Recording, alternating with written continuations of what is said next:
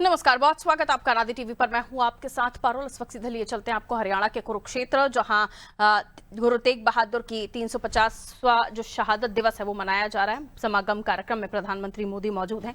शहीदी दिवस पर प्रदर्शनी का अवलोकन भी किया गया है। उसी के उपलक्ष्य में इस वक्त कुरुक्षेत्र में एक विशेष प्रदर्शनी का आयोजन किया गया है, जिसमें गुरु साहब के जीवन के विभिन्न प्रसंगों को प्रदर्शित किया गया है। और इसी प्रदर्शनी का अवलोकन कर रहे हैं प्रधानमंत्री।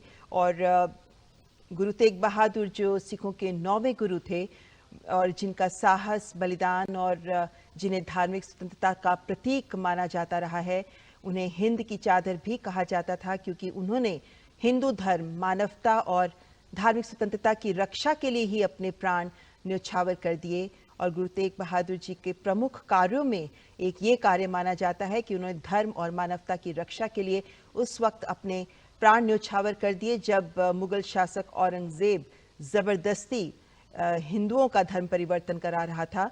और तब गुरु तेग बहादुर ने उनका विरोध किया और कश्मीरी पंडितों की रक्षा के लिए उन्होंने अपनी जान कुर्बान करने से भी वे पीछे नहीं हटे। लेकिन उन्होंने ईश्वर भक्ति और सत्य के जीवन पर आगे बढ़ने पर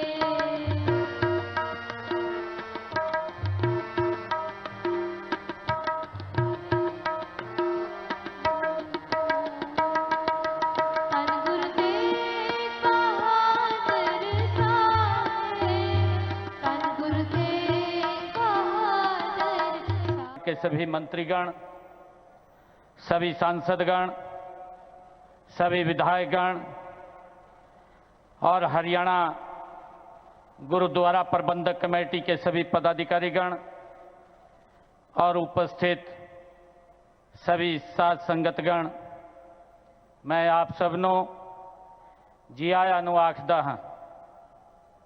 आदरणीय प्रधानमंत्री जी, गीता और गुरुओं की इस पावन धरा की गरिमा आज कई गुना बढ़ गई है, जब देश व धर्म की रक्षा के लिए सर्वस्व न्यौछावर करने वाले हिंद की चादर श्री गुरु तेग बहादुर जी के 350वें शहीदी दिवस पर इस विशाल समागम का आयोजन किया गया है। मुझे याद है कि उनकी स्तुति में सर्वंशदानी दशम पातशाह गुरु गोविंद सिंह जी ने कहा था कि धर्म हेतु साका जिनी किया, शिशु दिया परु सिरु न दिया। आदरणीय प्रधानमंत्री जी, गुरु जी के शहीदी दिवस पर प्रदेश सरकार ने हरियाणा गुरुद्वारा प्रबंधक समिति के साथ मिलकर के हरियाणा प्रदेश में अनेक आयोजन किए हैं, ताकि गुरु जी की शिक्षाएं प्रदेश के बच्चे बच्चे तक पहुंचें। मैं उनका आपको बताना चाहूंगा कि हमने हरियाणा में 1 नवंबर से पूरे प्रदेश में सिरसा जिला से रोड़ी, पंचकुला जिला से पिंजौर, फरीदाबाद और यमुनानगर जिला के सुढौरा से 4 यात्राएं अलग अलग स्थानों से गुरु तेग बहादुर जी के इस शहीदी दिवस को जन जन तक पहुंचाने के लिए प्रारंभ की। तब से शुरू करके आज तक प्रदेश में हमने 350 रक्तदान शिविर आयोजित किए हैं। माननीय प्रधानमंत्री जी, जिनमें 27,000 यूनिट एकत्र किया गया है। गुरुजी के जीवन पर प्रदेश के सभी स्कूलों में पंजाबी, हिंदी, संस्कृत और इंग्लिश भाषाओं में निबंध प्रतियोगिताएं आयोजित की गई हैं। मुझे ये बताते हुए कि इस कार्यक्रम में 3,50,000 बच्चों ने अलग अलग स्कूलों में भाग लिया। इसी प्रकार 3 भाषाओं की कहानी प्रतियोगिता में 350 विद्यार्थियों ने भाग लिया। और आदरणीय प्रधानमंत्री जी, जब पहली यात्रा हमने सिरसा रोडी से प्रारंभ की, चौधरी देवीलाल विश्वविद्यालय सिरसा में राष्ट्रीय स्तर का सेमिनार वहां आयोजित किया गया। हमने वहां पर गुरु तेग बहादुर जी के जीवन, दर्शन और कार्यों पर चेयर स्थापित करने का निर्णय हमारी सरकार ने लिया, ताकि गुरु जी के दिखाए हुए मार्ग पर जो उन्होंने शिक्षाएं दी हैं उसको हमारे युवा उसको देख सकें, सर्च कर सकें।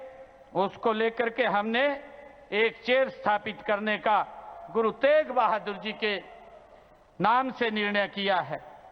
आदरणीय प्रधानमंत्री जी, इसी प्रकार हमने जब पंचकुला पिंजौर से यात्रा प्रारंभ हुई तो अंबाला गवर्नमेंट पॉलिटेक्निकल, उसका नाम गुरु तेग बहादुर जी के नाम से रखा गया। आदरणीय प्रधानमंत्री जी, हमने करनाल में हिंद की चादर मैराथन का आयोजन किया, जिसमें 80,000 लोगों ने भाग लिया।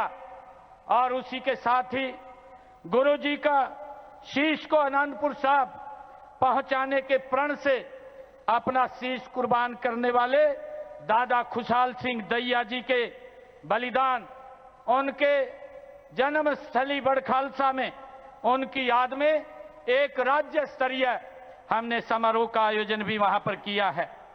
माननीय प्रधानमंत्री जी, इसी कड़ी में हमने यमुनानगर जिले के कालेश्वर में गुरु तेग बहादुर जी के नाम पर एक वन लगाने का निर्णय वहां पर लिया है। और वहां पर वन्य जीव संरक्षण ब्लॉक में विद्यार्थियों के साथ 350 पौधे वहां पर लगाए गए। और उसी के साथ ही गुरु तेग बहादुर द्वार का भी निर्माण वहां बनाने का निर्णय लिया गया है। माननीय प्रधानमंत्री जी, गीता का संदेश हर हरियाणवी की रगों में है। आप जब 6 अक्टूबर 2014 को आप कुरुक्षेत्र आए थे, आपने कहा था कि कुरुक्षेत्र की गीता स्थली के रूप में अंतर्राष्ट्रीय स्तर पर पहचान दिलाने के लिए हर संभव प्रयास करेंगे। आपसे प्रेरणा प्राप्त कर हमने गीता महोत्सव को कुरुक्षेत्र में अंतर्राष्ट्रीय स्तर पर मनाने की शुरुआत ये 2016 में की थी। आदरणीय प्रधानमंत्री जी, तब से अब तक साथियों, श्री गुरु तेग बहादुर जी जैसे व्यक्तित्व इतिहास में विरले ही होते हैं। उनका जीवन, उनका त्याग, उनका चरित्र बहुत बड़ी प्रेरणा है। मुगल आक्रांताओं के उस काल में गुरु साहब ने वीरता का आदर्श स्थापित किया। हम सब जानते हैं कि श्री गुरु तेग बहादुर जी के शहीद होने से पहले क्या हुआ था। मुगल आक्रांताओं के उस काल में कश्मीरी हिंदुओं को जबरन धर्मांतरण किया जा रहा था। इस संकट के बीच पीड़ितों के एक दल ने गुरु साहब से सहयोग मांगा। तब से गुरु साहब ने उन पीड़ितों को जवाब दिया था कि आप सब औरंगजेब को साफ साफ कह दें, यदि श्री गुरु तेग बहादुर इस्लाम स्वीकार कर लें तो हम सब इस्लाम धर्म अपना लेंगे। साथियों, इन वाक्यों में श्री गुरु तेग बहादुर जी की निडरता, उसकी पराकाष्ठा थी। इसके बाद जिसकी आशंका थी वही हुआ। उस क्रूर औरंगजेब ने गुरु साहिब को बंदी बनाने का आदेश दिया, लेकिन गुरु साहब ने खुद दिल्ली जाने की घोषणा कर दी। मुगल शासकों ने उन्हें प्रलोभन भी दिए, लेकिन श्री गुरु तेग बहादुर अड़िग रहे। उन्होंने धर्म और सिद्धांतों से समझौता नहीं किया और इसलिए उनका मन तोड़ने के लिए गुरु साहब को पथ से डिगाने के लिए उनके सामने उनके 3 साथियों, भाई दयाला जी, भाई सतीदास जी, भाई मतीदास जी की निर्ममता से हत्या की गई। लेकिन गुरु साहब अटल रहे, उनका संकल्प अटल रहा। उन्होंने धर्म का रास्ता नहीं छोड़ा। तब की अवस्था में गुरु साहब ने अपना शीश धर्म की रक्षा को समर्पित कर दिया। साथियों, मुगल इतने पर ही नहीं रुके थे। उन्होंने गुरु महाराज के शीश को अपमानित करने का भी प्रयास किया, लेकिन भाई जेता जी ने अपने पराक्रम के बल पर उनके शीश को आनंदपुर साहब पहुंचाया। इसलिए ही श्री गुरु गोविंद सिंह जी ने लिखा है, तिलक जंजू राखा प्रभता का, तेग बहादुर सी क्रिया करीन किनु आन। इसका अर्थ था कि धर्म का तिलक सुरक्षित रहे, लोगों की आस्था पर अत्याचार न हो, इसके लिए गुरु साहिब ने सब कुछ न्यौछावर कर दिया। साथियों, आज गुरु साहब की इसी बलिदान भूमि के रूप में आज दिल्ली का शीशगंज गुरुद्वारा हमारी प्रेरणा का एक जीवन स्थल बनकर खड़ा है।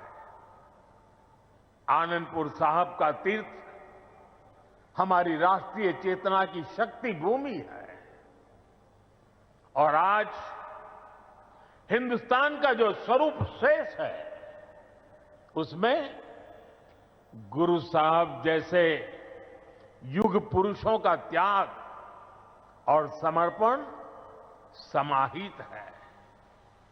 और इसी त्याग के कारण श्री गुरु तेग बहादुर साहब को हिंद दी चादर कहकर पूजा जाता है। साथियों, हमारे गुरुओं की परंपरा हमारे राष्ट्र के चरित्र, हमारी संस्कृति और हमारी मूल भावना का आधार है। और मुझे संतोष है कि पिछले 11 वर्षों में हमारी सरकार ने इस पावन परंपराओं को, सिख परंपरा के हर उत्सव को राष्ट्रीय उत्सव के रूप में भी स्थापित किया है। हमारी सरकार को श्री गुरु नानक देव जी के 550वें प्रकाश पर्व पर, श्री गुरु तेग बहादुर साहब जी के 400वें प्रकाश पर्व और श्री गुरु गोविंद सिंह जी के 350वें प्रकाश पर्व को भारत की एकता और अखंडता के उत्सव के रूप में मनाने का अवसर मिला। पूरे भारत के लोग अपने मत, परंपरा और मान्यताओं से आगे बढ़कर इन योजनाओं में सम्मिलित हुए हैं। साथियों, हमारी सरकार को गुरुओं से जुड़े पवित्र स्थलों को भव्यतम और दिव्यतम रूप देने का सौभाग्य भी मिला है। बीते एक दशक में अनेक ऐसे अवसर आए हैं जब मैं व्यक्तिगत रूप से गुरु परंपरा के आयोजनों का हिस्सा बना। कुछ समय पहले जब अफगानिस्तान से गुरु ग्रंथ साहब के 3 मूल स्वरूप भारत आए थे तो यह हर देशवासी के लिए गौरव का क्षण बना था। साथियों, हमारी सरकार ने गुरुओं के हर तीर्थ को आधुनिक भारत के स्वरूप से जोड़ने का प्रयास किया है। करतारपुर कॉरिडोर का काम पूरा करना हो, हेमकुंड साहिब में रोपवे प्रोजेक्ट के निर्माण करना हो, आनंदपुर साहिब में विरासत-ए-खालसा संग्रहालय का विस्तार हो, हमने गुरुजनों की गौरवशाली परंपरा को अपना आदर्श मानकर इन सारे कामों को पूरी श्रद्धा से पूरा करने का प्रयास किया है। साथियों, हम सभी जानते हैं कि कैसे मुगलों ने वीर साहिबजादों के साथ भी क्रूरता की सारी सीमाएं पार कर दी थी। वीर साहिबजादों ने उनको दीवार में चुना जाना स्वीकार किया, लेकिन अपने कर्तव्य और धर्म का मार्ग नहीं छोड़ा। इन्हीं आदर्शों के सम्मान के लिए अब हम हर साल 26 दिसंबर को वीर बाल दिवस मनाते हैं। साथियों, हमने सिख परंपरा के इतिहास और गुरुओं की शिक्षाओं को राष्ट्रीय पाठ्यक्रम का हिस्सा भी बनाया है ताकि सेवा, साहस और सत्य के ये आदर्श हमारी नई पीढ़ी की सोच का आधार बने। साथियों, मुझे विश्वास है कि आप सभी ने जोड़ा साहिब के पवित्र दर्शन जरूर किए होंगे। मुझे याद है जब पहली बार मेरे मंत्रिमंडल के सहयोगी हरदीप सिंह पुरी जी ने मुझसे इन महत्वपूर्ण धरोहरों के बारे में चर्चा की थी। उन्होंने बताया था कि उनके परिवार ने गुरु गोविंद सिंह जी और माता साहिब कौर जी का पवित्र जोड़ा साहब करीब 300 वर्षों से सहेज कर रखा है और अब वो इस पवित्र धरोहर को देश दुनिया की सिख संगत को समर्पित करना चाहते हैं।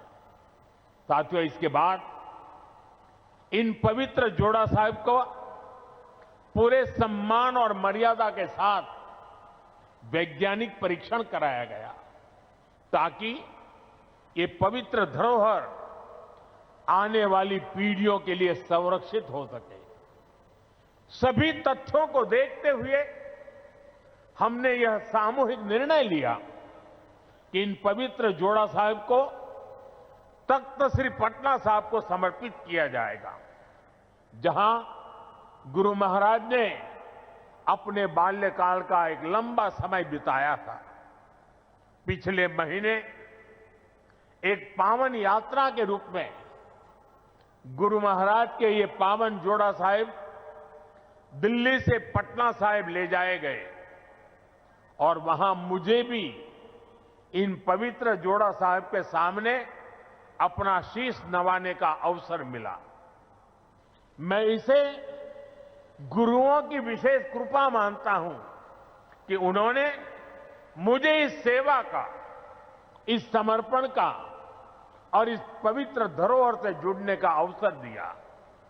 साथियों, गुरु तेग बहादुर साहब जी की स्मृति हमें यह सिखाती है कि भारत की संस्कृति कितनी व्यापक, कितनी उदार और कितनी मानवता केंद्रित रही है। उन्होंने सर्वत का भला का मंत्र अपने जीवन से सिद्ध किया। आज का यह आयोजन सिर्फ इन स्मृतियों और सीखों के सम्मान का क्षण नहीं है, यह हमारे वर्तमान और भविष्य के लिए एक महत्वपूर्ण प्रेरणा भी है। गुरु साहब ने सिखाया है, जो नर दुख में दुख नहीं माने सो ही पूर्ण ज्ञानी, यानी जो विपरीत परिस्थितियों में भी अड़िग रहता है वही सच्चा ज्ञानी है, वही सच्चा साधक है। इसी प्रेरणा के साथ हमें हर चुनौती को पार करते हुए अपने देश को आगे ले जाना है, अपने भारत को विकसित बनाना है। साथियों, गुरु साहब ने ही हमें सिखाया है, भय काहू को देत न भय मानत आन, यानी हम न किसी को डराएं और न किसी से डरकर जिए। यही निर्भयता समाज और देश को मजबूत बनाती है। आज भारत भी इसी सिद्धांत पर चलता है। हम विश्व को बंधुत्व की बात भी बताते हैं और अपनी सीमाओं की रक्षा भी करते हैं। हम शांति चाहते हैं लेकिन अपनी सुरक्षा से कोई समझौता नहीं करते। ऑपरेशन सिंदूर इसका सबसे बड़ा उदाहरण है।